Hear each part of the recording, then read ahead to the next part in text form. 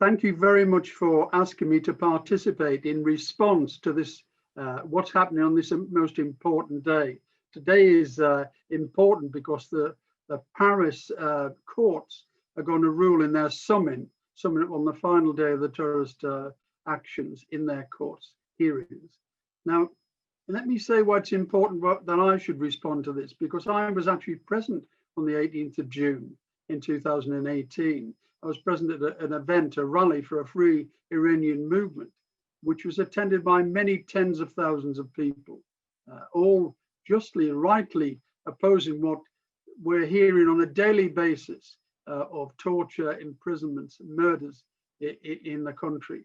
And how well was it attended? Was it only me that attended? No, it wasn't. There was over 200 international lawmakers present from America, from all over the world. In fact, as I recall, there were 19 different countries represented by lawmakers at the event. So it was a very serious event.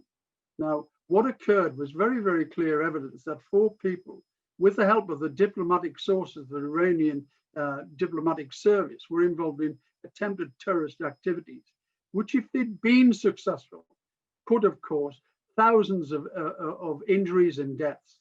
Now, this is very, very serious indeed, because for the first time in decades, we saw an international government's diplomatic services involved in terrorist or attempted terrorist activities. Now, as the court is being hearing, and I have no doubt the judgment will be clear, this is a very serious matter, not just for the Iranian regime, but countries throughout Europe and the rest of the world.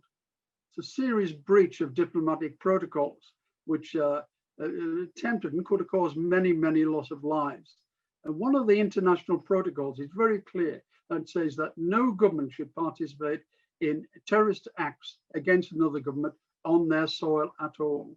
Now, that is in clear breach, and therefore, because they're in breach, I think the government has got to respond in a number of ways, as have other countries throughout the world, in particular Europe, where 19 of their lawmakers were present on the day, and actually it was on the soil of France, which has to respond accordingly. And what I think they should do is immediately close the diplomatic embassies in Europe, particularly in Paris and London. They should expel their diplomats from that.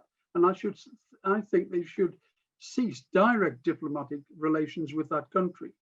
And last but not least, they should contact the UN and demand the same, not ask the same, demand that they do exactly the same until they change, give guarantees that they won't repeat such actions, and they will stop murdering, imprisonment, torturing the people of Iran. They won't have any recourse to any activities in their countries. And last but not least, the most important thing is the world has got to wake up to the fact that this regime is evil, and they've got to recognize that they have no role in the international community. Therefore, they must prescribe them. And last but not least, they must recognize the free Iranian sources and courses out there, in particular, Madame Rajavi, who actually offers the only sensible alternative, and recognize that, as much of the international community has already done, and is seen by the attendance of over 200 lawmakers from out the world at the Paris event. Ask them to do that in the interests of freedom.